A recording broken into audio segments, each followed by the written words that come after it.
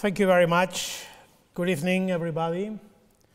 Thank you very much for coming, and I will also like to thank the management team at Oxford Union for inviting me. Ladies and gentlemen, I'm going to speak to you about the political conflict in Catalonia, because far from simply being an internal issue, I consider it to be a European issue of the greatest importance. The resolution of this issue is precisely a matter that concerns the present and future of European democracy. In the 18th century, the British Parliament discussed what they call the case of the Catalans, a term that referred to the situation of Catalonia within the framework of the negotiations that followed the War of the Spanish Succession. In 1714, there were debates in the House of Lords between the Whigs and the Tories, which reflected the concern of British members of Parliament for guaranteeing the conservation of Catalonia's constitution within the context of the dynastic conflict between the Habsburg and the Bourbons. There were even two pamphlets published in London around this time, entitled "The Case of the Catalans" and "The Deplorable History of the Catalans." Today, I'm once again going to talk to you about the new case of the Catalans. In contrast of 3 centuries ago, we are not at war, but sadly, once again, denouncing the Spanish state breach of civil rights against public and social representatives of Catalonia and, by extension, against Catalan society as a whole. I'm doing so here in Oxford, in England, a country with which we are united by a feeling of gratitude for several historic events that we have shared over the last few decades. I would like to remind you that after the Spanish Civil War and at the start of the Franco-fascist dictatorship, the Catalan government and thousands of citizens had to go into exile, fleeing repression and persecution. Many exiles headed to England, where, in 1940, the Catalan National Council was founded, which functioned as the Catalan government in exile during the Second World War. One of the members of this council was Dr. Josep Trueta, who was awarded an honorary doctorate by Oxford University. Trueta was a free citizen in England, but persecuted in Spain. He published a book entitled "The Spirit of Catalonia," in which he denounced Catalonia's situation under Francoist repression. I would like to read a short extract from the book to you. Superficial observers may assert, as some have asserted in the past, that this time the problem of the Catalans has been settled forever under the pressure of a totalitarian regime. They will be proved wrong. Over 70 years have passed since that book was published, and unfortunately, Dr. Trueta's words still ring true today. We will never have imagined that, once again, placing ballot boxes will become the worst crime that can be committed in the Spanish state.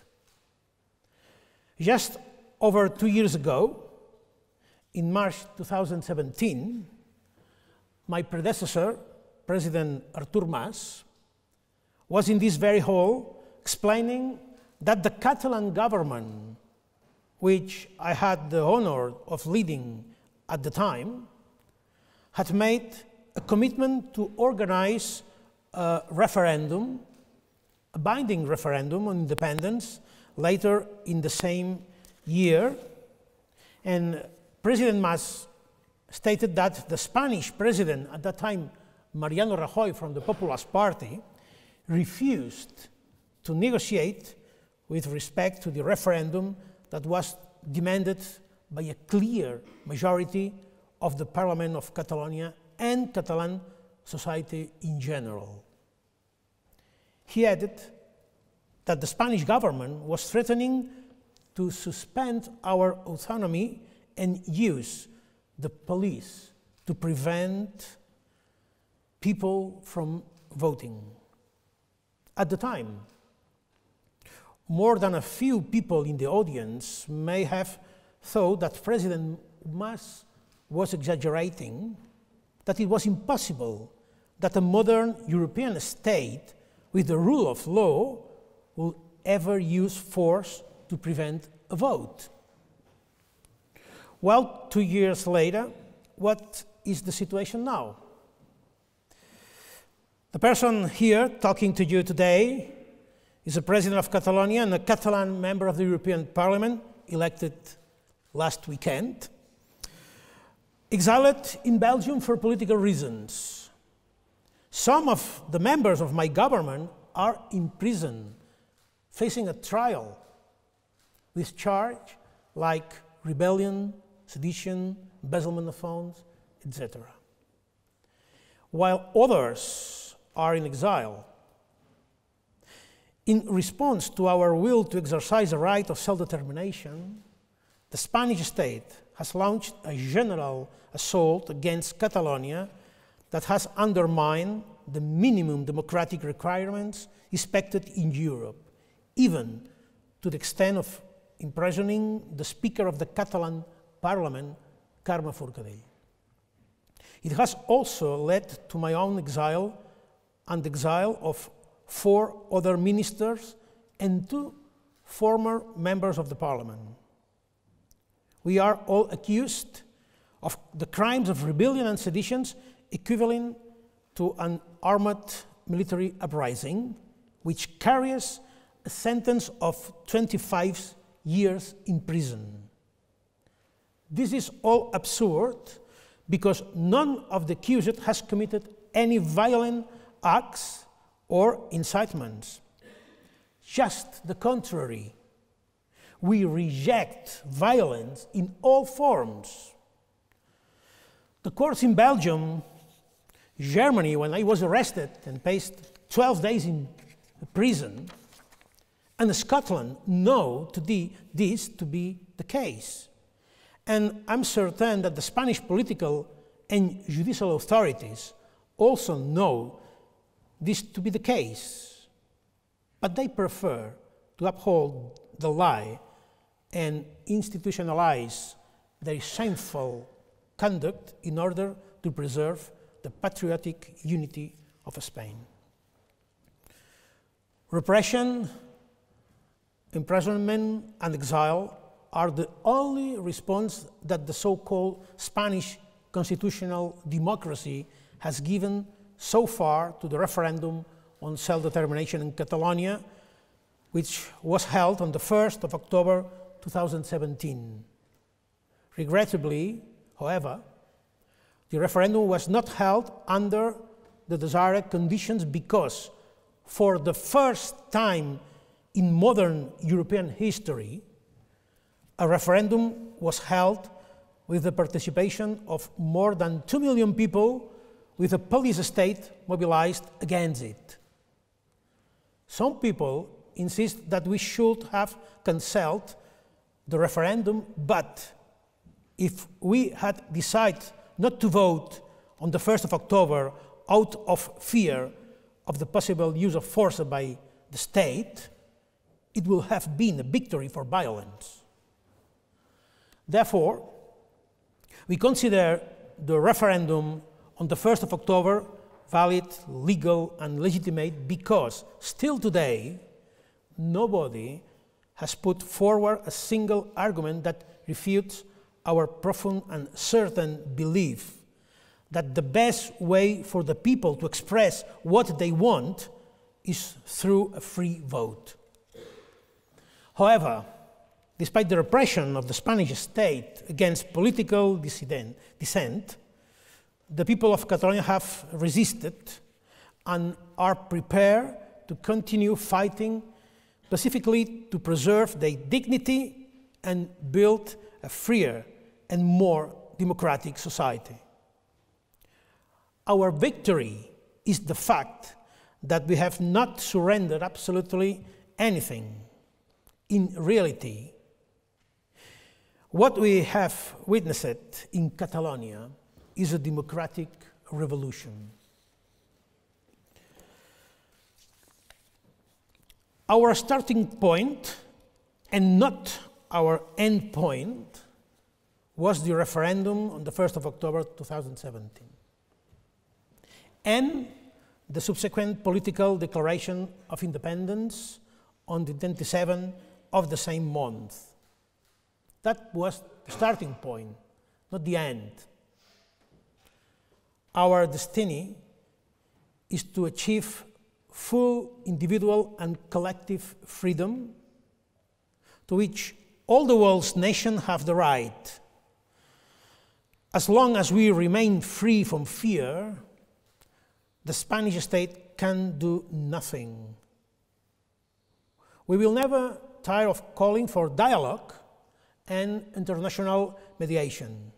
We believe this to be the way forward, and we will fight for it because we come from a long parliamentary tradition, just as you do. Historically, Catalonia was always been a country of agreement and compromise, and remaining true to our nature, we will never stop advocating political negotiation because it is the will of 80% of the population of Catalonia. I insist, it's the will of the 80% of population in Catalonia, and that includes Catalan people who are against independence. But the majority of Catalan people want to solve that conflict through the ballot boxes, for voting for yes, for voting for no. The future relationship between Catalonia and Spain is decided by a referendum in which everybody can express what they want, and with everybody accepting whatever the results might be, without the police assaulting a voter simply because they want to put their vote into a ballot box. That is the main consensus in Catalan society. I insist, despite if there is or not a majority in favor or against independence. So we demand respect for democracy and the right to exercise democracy. It is very simple, or at least it should be. In July 2010, 14 MPs from various British political parties presented a motion to Parliament at Westminster declaring that, and I quote, "The residents of Catalonia should be allowed the right to determine democratically their own future." It should come as no surprise that such a petition comes from your Parliament, which has always demonstrated a clear will to resolve political conflicts through democratic channels, such as when the government of Prime Minister Cameron, with the support of the Parliament, passed a law that temporarily granted the Scottish government powers to hold a referendum independence in 2014. What do Catalans want to do? Our objective is to be a country of peace and democracy, like the rest of the other nations in the world.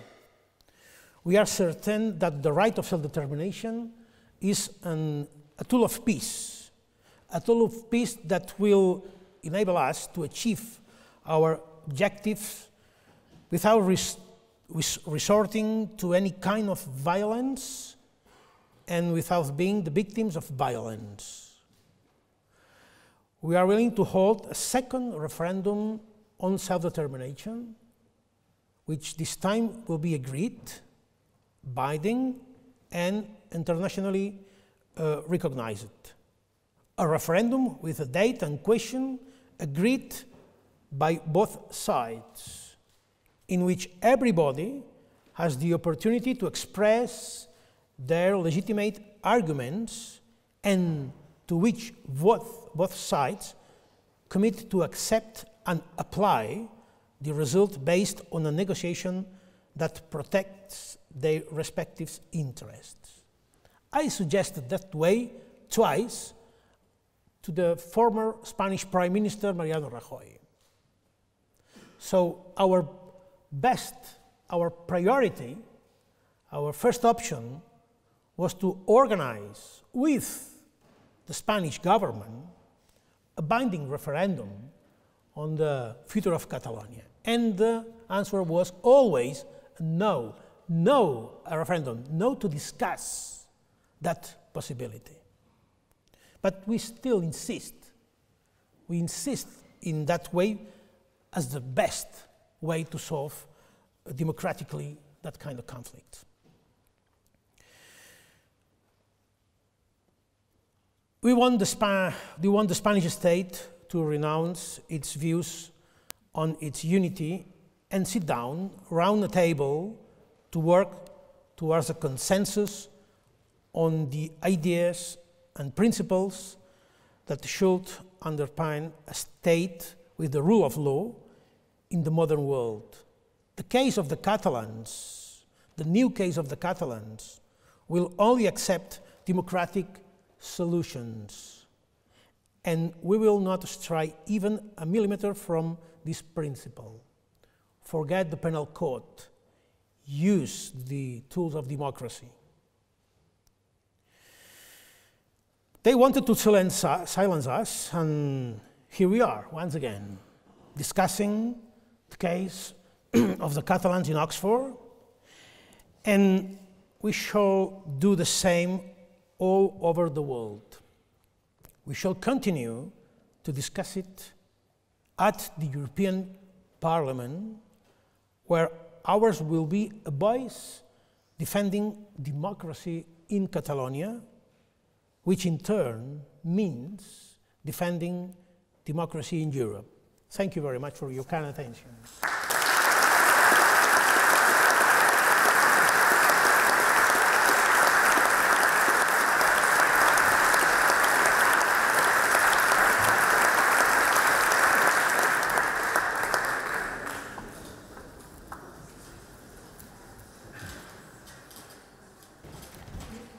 Thank you very much for being with us here today.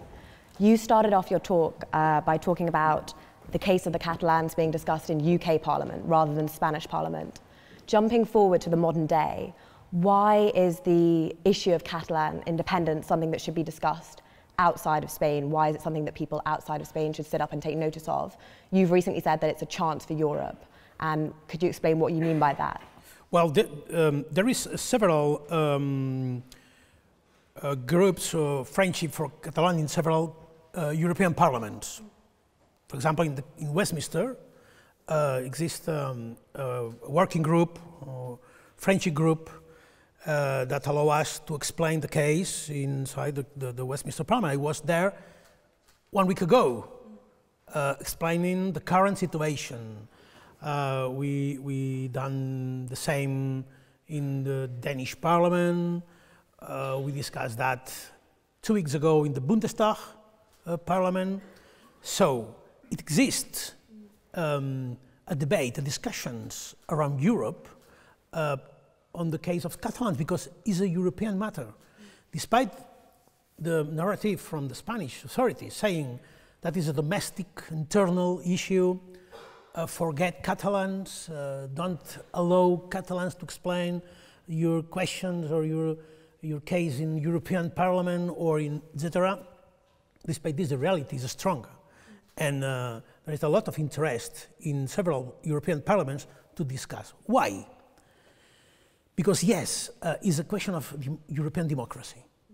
If Europe wants to teach the rest of the world how to solve peacefully conflicts, well, they need to solve the internal issues like the case of the Catalonia.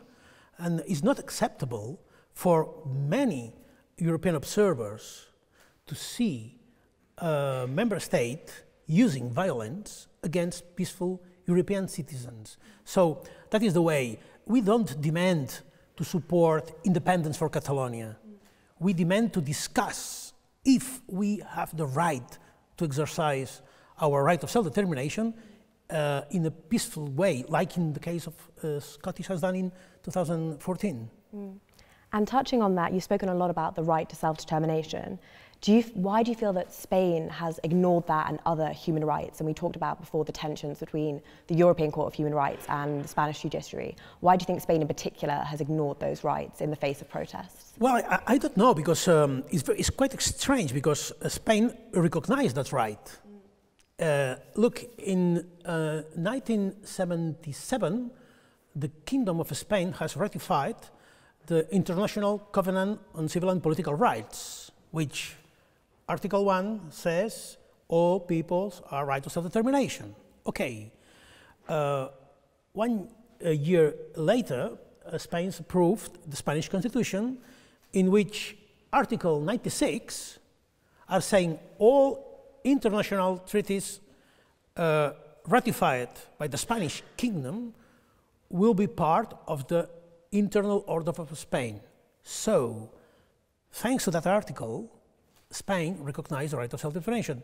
But the question is why Spain doesn't recognize the right, but doesn't respect the right for Catalonia.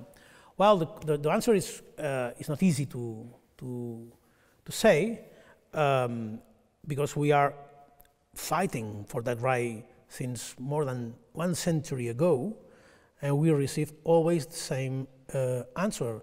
And we haven't succeeded to sit on the same table with the Spanish authorities discussing politically why we have not the right and why we want to exercise that right. That is impossible, because every time when my predecessor, Artur Mas, myself twice, and probably the next president of Catalonia, when we try to discuss that issue, the only question is, no, we don't want to talk on that. It's not only we reject independence, which is perfectly acceptable, because it's a democratic option to be against independence. We want to discuss what is the best way for Catalan's future. And we didn't succeed, we never have succeeded to allow Spanish cabinet, the Spanish government, to start a discussion on that issue. I don't know why. Probably they are fear the answer. We have not any fear for the answer in the referendum in Catalonia. If the no is the main option for the Catalan society, well, it's a democratic decision that we will respect absolutely, because that was a sovereignty decision. But why Spain has, the Spanish government, sorry, has fear to ask Catalans? It's not, the fear is not the question, it's the answer. So I'd like to ask about, some people have drawn parallels between your movement and other movements that have cultivated nationalistic ideas in Europe, such as Viktor Orban's party. Why do you think that your movement has been compared to populist movements in Europe, and do you think that's a tool to try and undermine the independence movement in Catalonia? Yeah. It's curious, because the Orban was, I think, the only European Prime Minister that has expressed a clear support in favor of the Spanish state attitude against Catalonia. I published a book in last September in a Belgian house for European readers called The Catalan Crisis and Opportunity for Europe. It's not into English, but you can find it in French, in Dutch, in Spanish, and in Catalan. I try to answer that question. Are you populist? Are you Europhobic? Are you xenophobic? Are you egoist because you want to keep your money in your pocket and you are against solidarity? Okay. Well, I suggest to go to the facts and the figures and to check the facts and look how is the Catalan pro-independence movement. Its majority is in the center left or left. Is for intergenerational and is very committed to Europe and European democracy, human rights, it's clear, open to human rights. We are victims of that kind of nationalism come from the states because they try to dissolve the Catalan identity, and we always have said to be Catalan is nothing to do with the blood and the soil. It is the will to be Catalan.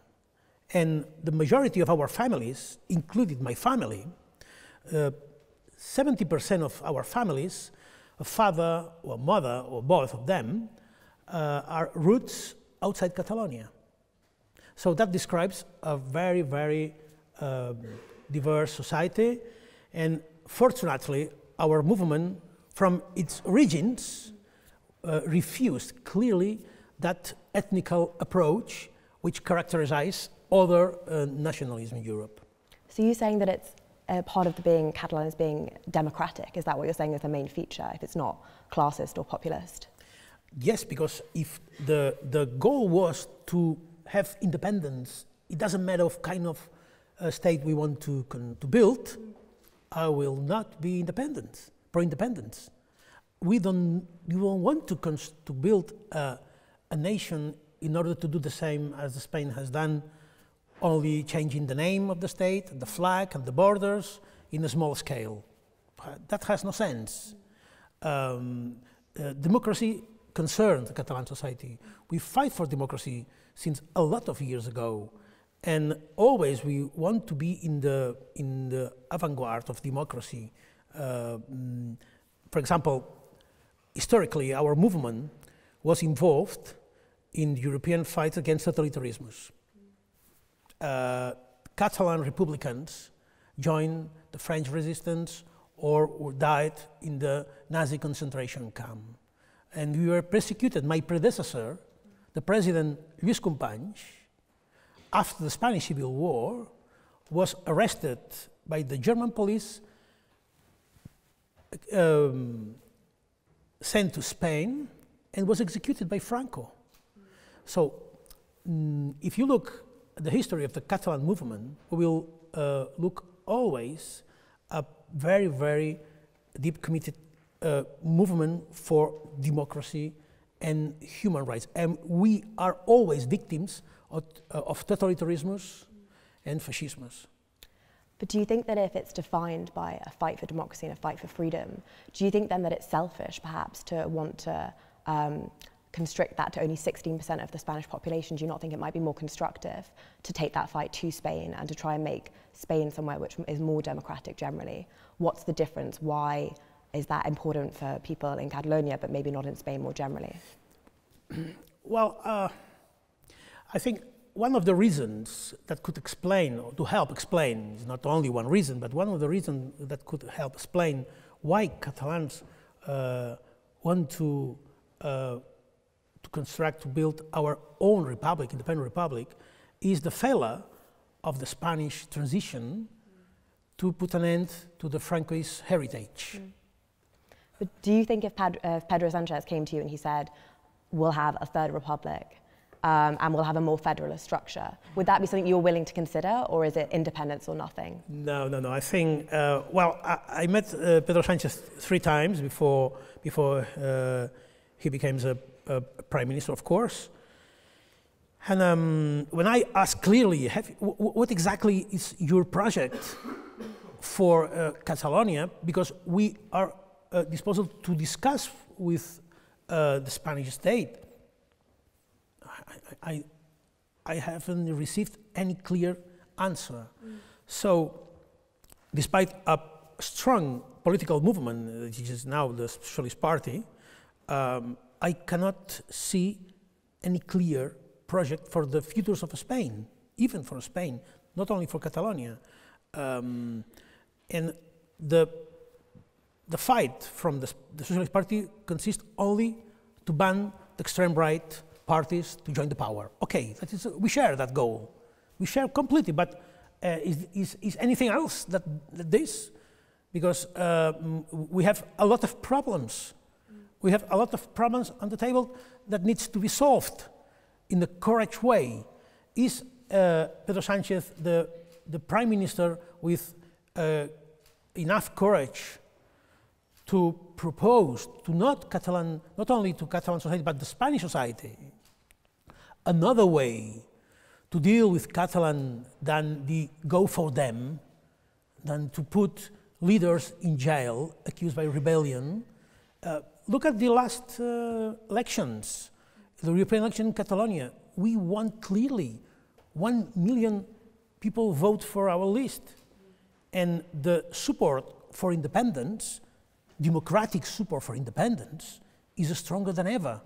So my question to Pedro Sánchez is, what do you want to do with that reality?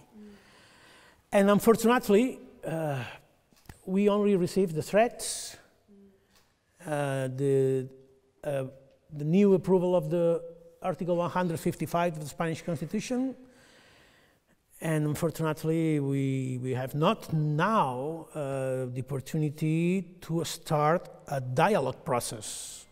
Because there was, in 2005, there was a new autonomous statute that was approved by both parliaments. In 2006. In 2006, it began in 2005. We started 2005. Catalan parliament approved with a huge majority, including parties who were against independence. For example, from 135 seats in the Catalan parliament, 120 voted for yes. Only 15 voted against it. Can you imagine the huge consensus we achieved? So, 1 year after that, in 2006, the Spanish parliament approves also with a huge majority, obviously doing some change in the text, the Catalan law. And then in that year, in 2006, the Catalan people approved in a referendum. The problem was, in 2010, the Spanish Constitutional Court accepted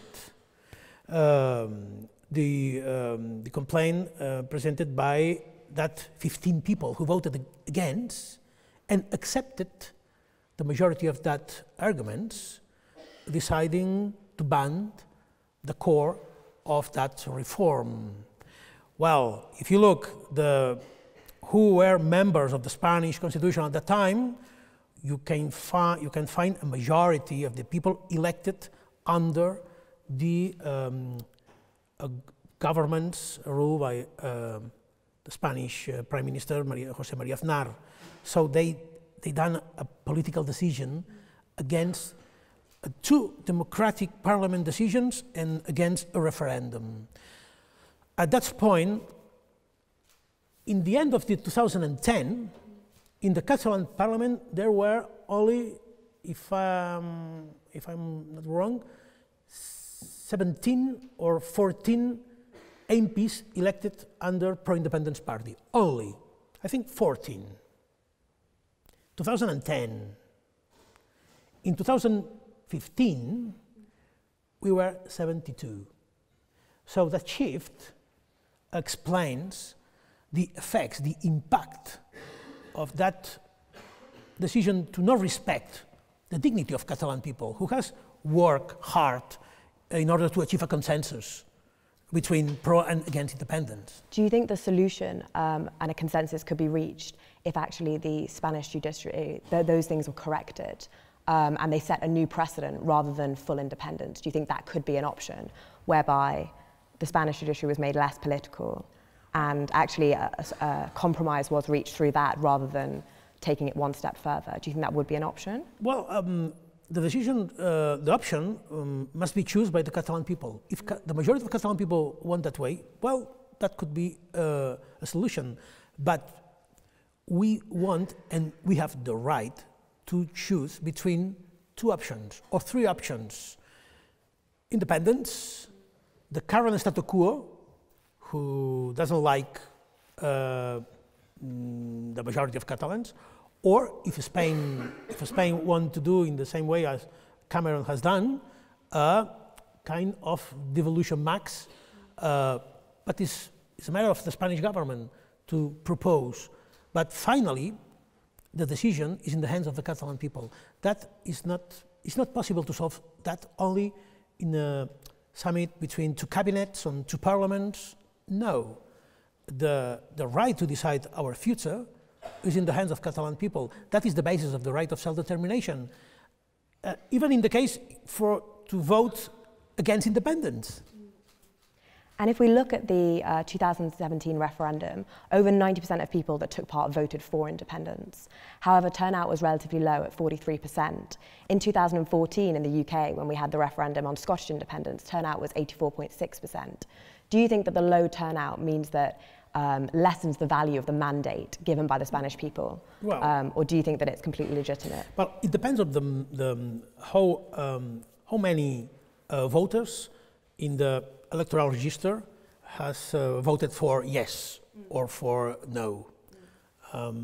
Because if you look at the whole register, electoral register in Catalonia, people who voted for yes represents 38%, higher than the people who voted in favor of the Catalan Statute of Autonomy, Spanish people who voted in favor of the NATO, Spanish people who vote in favor of the European Constitution, or British people who voted in favor of Brexit. But you are right. We must discuss how many people, what kind of majority we need in order to apply such important results. That was one of the fourth proposals that I made to a Spanish Prime Minister. Because, well, okay, if you want to discuss on the political solution, we are ready to discuss the date of the referendum in the next 4 years, for example, not like in the case of the New Caledonia with France, because they agree in 30 years. But okay, 4 years, 5 years, the question is the option is yes or no to independence, or the Spanish government could propose that kind of devolution max. What kind of majority we need? Is, for example, is enough one vote more than the rest of the options to declare independence? Or we need to fix and turn out like in the Montenegro's referendum case in favor of independence? Well, we'll see. And the fourth condition was our commitment to solve that question for a whole generation, to not ask every 2 or 3 years to Catalan people. But they say no. So if there is no agreement, the rule in the referendums is clear. The golden rule is clear. One vote more is enough. My question is also the opposite. Is enough to have one vote more in order to remain in Spain? Probably yes. But if yes, so the opposite is also true, is also valuable. But if the Spanish government was compliant, would you prefer a second referendum to clarify those issues with a higher turnout? Absolutely, yeah. So I wanted to talk a little bit about your decision to leave Spain rather than after carrying out what the Spanish government deemed to be an illegal referendum. Your vice president, Oriol Junqueras, stayed and is consequentially in prison. Do you ever regret your decision to leave your colleagues behind, or do you think that it was useful for the Catalonian cause? No, I'm fairly split. There is, I'm not alone in exile. No, yeah. There is 4 ministers. Also, the General Secretary of the party of Oriol Junqueras is also living in exile. She's living in exile. And well, at that time, we decide to respect the decision of everyone. But when we decide to fix our residence in exile, was for several questions. First, to prevent a conflict. To prevent a conflict. Second, to continue fighting for our freedom, and that could be only do in working from exile, not in jail. Third, we discuss the legitimacy of the Spanish government to ban my government. So I need to act as a legitimate president, and my institution needs to have that institutional continuity until my parliament decide to nominate another president. That is the basis of the sovereignty of the Catalan parliament, and why my duty was to defend that. And also, finally, I look for justice in Europe, and also democracy. And thanks to living since 1.5 years in exile, I have the right to express, to freedom of express, to be here with you, for example, to travel around Europe, to run for elections, to visit several parliaments, to explain what's going on in Catalonia, between Catalonia and Spain, and to offer another arguments or narrative to help people to understand better outside the propaganda, and to having the opportunity to balance the narratives between Spanish authorities, Catalan authorities. If I was arrested, that could be represented the end of our movement. When I was arrested in Germany, when I was in jail for 12 days, Spanish authorities celebrate a lot that decision, but finally, when the German court decided I was not guilty of rebellion, that was one of the best success of our fight in exile, because that proves the trial is a political trial. Because how is it possible in the same European Union, in the same rule of law, to have that huge difference between a democratic system like Germany, who clearly has said Mr. Puigdemont must be not arrested and must be not put in jail, because that they try to do was an exercise of freedom of expression, which is the main, it's a fundamental right of democracy. But the same fact that the German or Belgian court understand as an expression of freedom of expression, in Spain is considered a worse crime of rebellion. And that has helped the movement, it helped my colleagues in jail to denounce the abuse, the violation of fundamental rights, and to fighting for their release. So for the reasons you gave, campaigning, raising awareness, do you think it's actually useful then for your colleagues to stay behind? Do you support their decision to stay and be in jail? Or do you think that they could be more useful in other places in Europe, raising awareness about the issue and providing a voice in opposition to the Spanish government? Yes, we must to explain, to use our voice, our freedom of expression in favor of people who are in jail and people in Catalonia who want to vote. And I, as a president who organized the referendum, I have the moral and political authority to explain, to be a figurehead. And to explain around the world our point of view, why we want to be independent and why we want to do that in that way, complicated, difficult and dangerous way, but the only way, peacefully, democratically. And if I was not the opportunity, I had not the opportunity to use my voice, who could do that? So I have one more question before we move to questions from the audience. I know that many football fans are concerned about what's going to happen to Barcelona FC if independence was to be achieved. Do you have an answer to that pressing question? Or? Absolutely. That was always the last question when I met a foreign journalist. The final question, what about Barca? Well, I'm fan from Girona, but I could answer your question.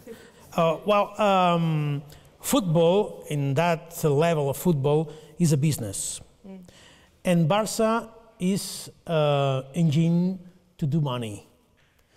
Barca ensures for the Spanish Liga a lot of money, clubs, that is used to, attract the most important players in the world. If Spanish Liga will ban Football Club Barcelona to play in Spanish football championship, they will lose a lot of money. And I'm quite sure there was a lot of leagues like, for example, the Premier League or the French League, who are very interested to have a successful club like Barcelona. Thank you very much. We'll move to questions from the audience now. So if you have a question, can you raise your hand and the mic will come to you? Can we take the hand in the front row?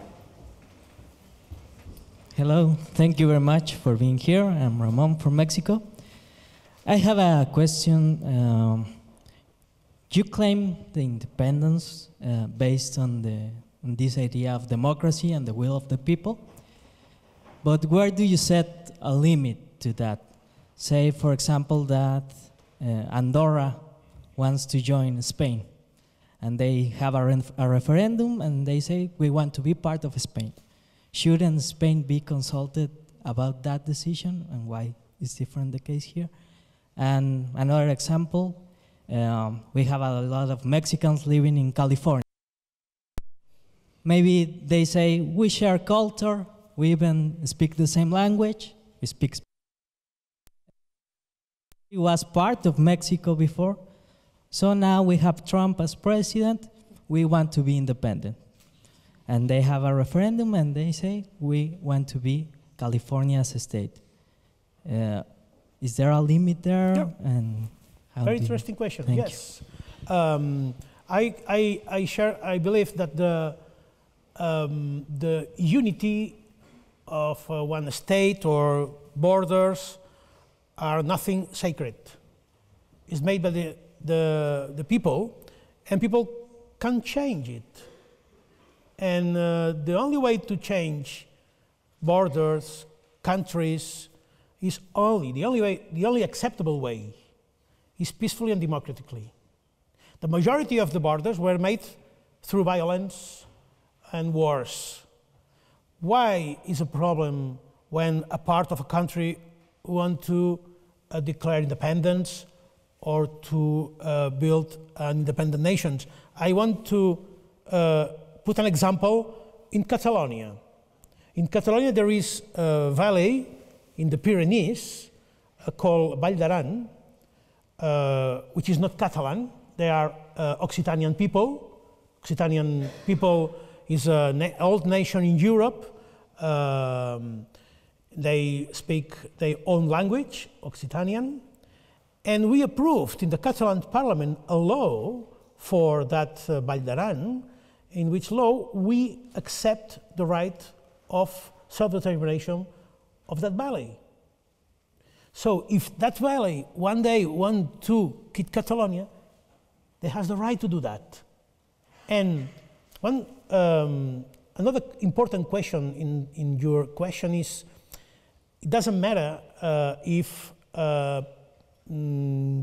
people want to be or not to be independent, or the Constitution allows or not allow that right, but in the future it's unacceptable to put in jail, to persecute people only for organizing a referendum on independence for the Mexican people living in California or for Occitanian people living in Catalonia.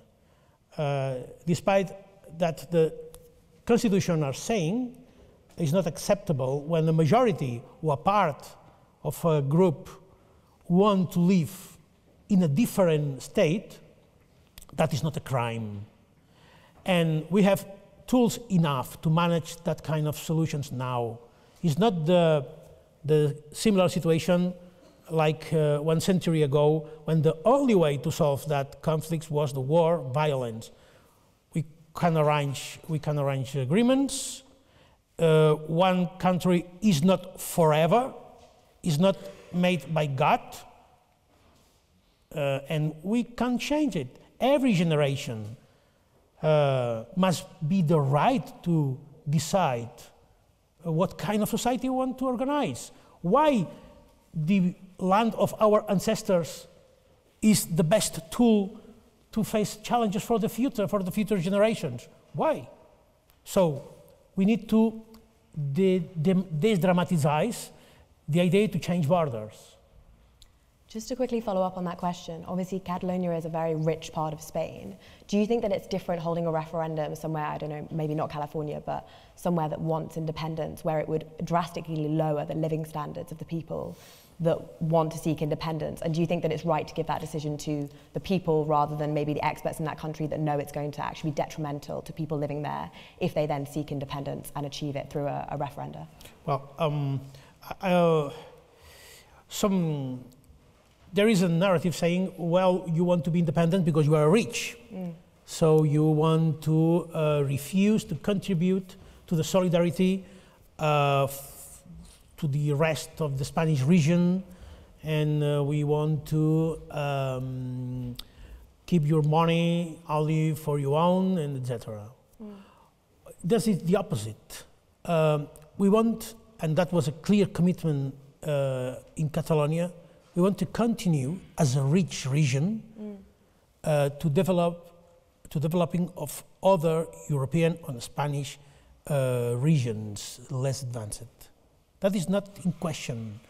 But we want to live in a country which could be a result of our own effort. And in order to ensure that, we need to have in our hands two things. First, the competences, the power to decide, and obviously the power on our resources. None of that is in the hands of the Catalan government. And I think it's necessary to discuss on the economical approach, the economical issue, because we want to build a more free society, and the freedom, we can only ensure freedom if there is no poverty and there is no inequality in our society. So, another question is the right of self-determination is only the right for the poorest regions in the world?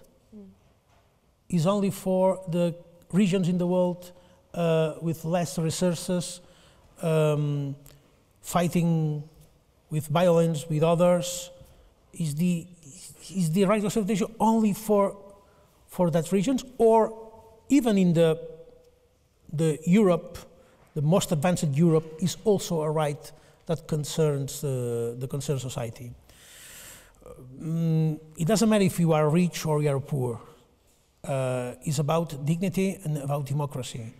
And if you achieve your goals through democratic and non-violent means, and you will respect the human rights, you will contribute to democracy and the peace in all over the world.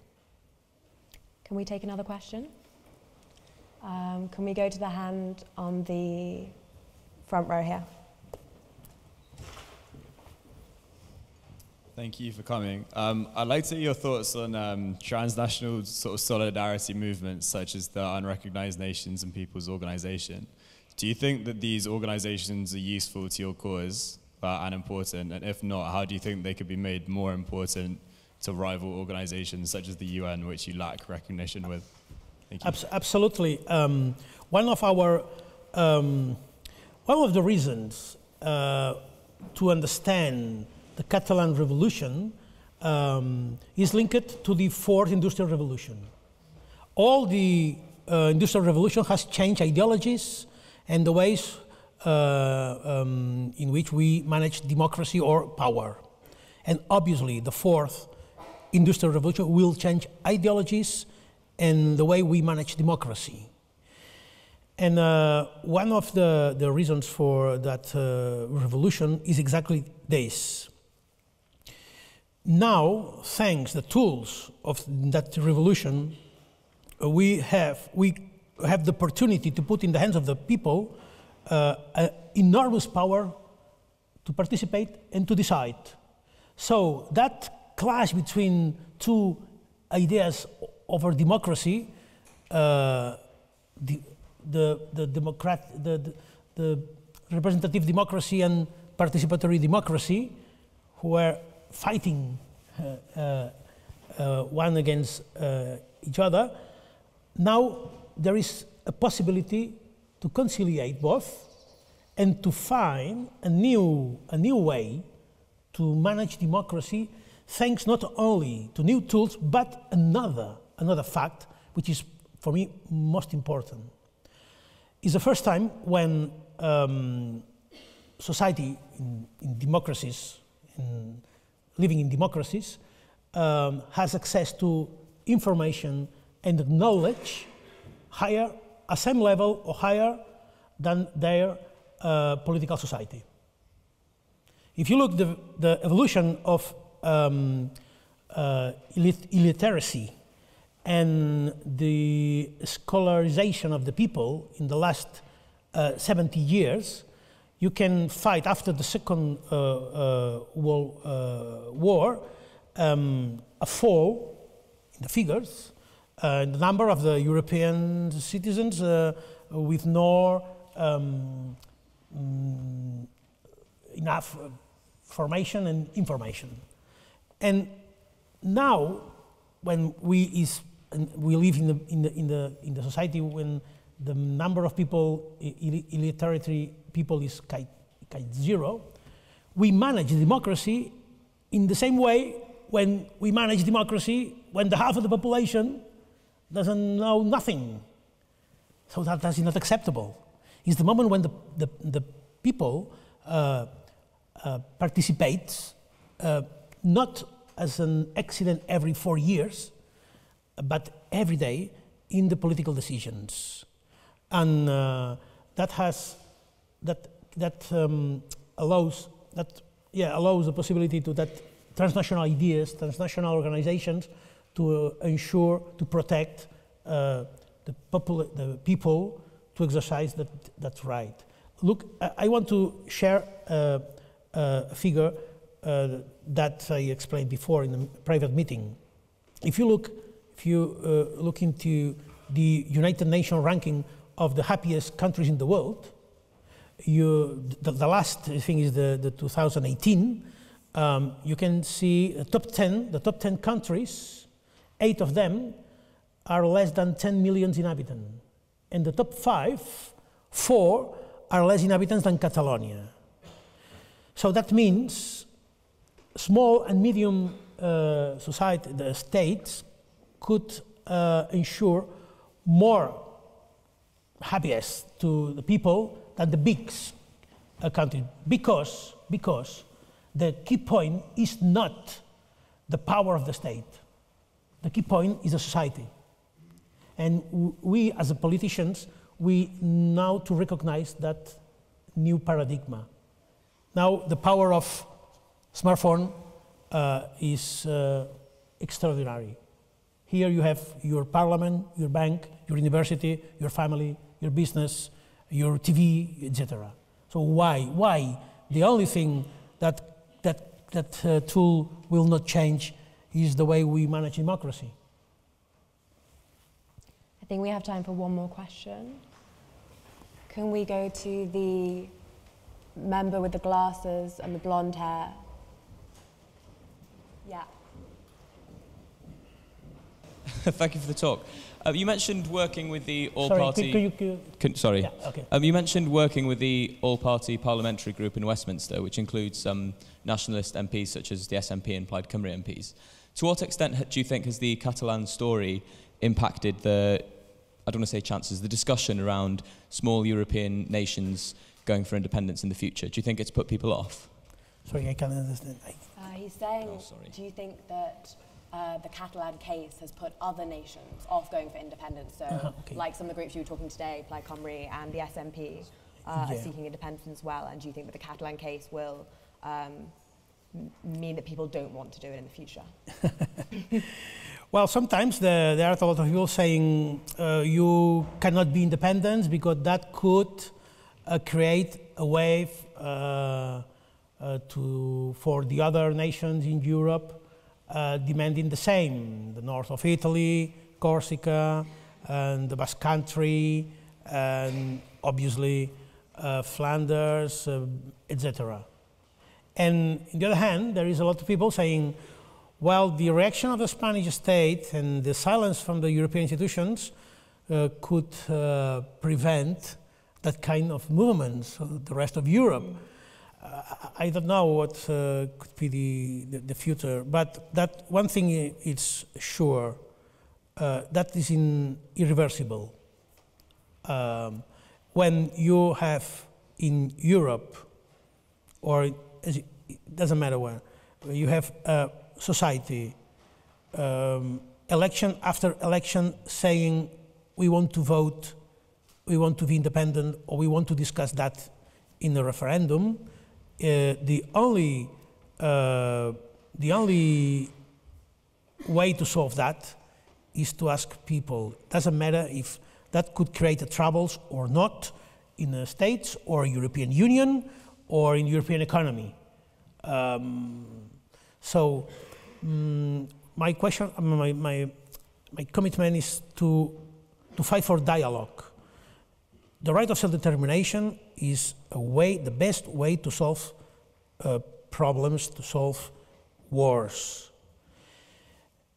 I prefer to start a dialogue process than a peace process. Because when you start a peace process, it's too late. And now we have the opportunity to teach the rest of the world how Europe solve that kind of conflict without violence and respecting the right of minorities to do that. We are a minority in Spain. We are only 16% of the Spanish population. We speak a minorized language. And probably the only right that protects minorities, the right of self-determination. So we are asking for help in the groups like the French group in Westminster or others to protect minorities and to protect our right to survive. Thank you very much, and thank you for coming and being with us here today. Can everyone join me in thanking Carlos Puigdemont?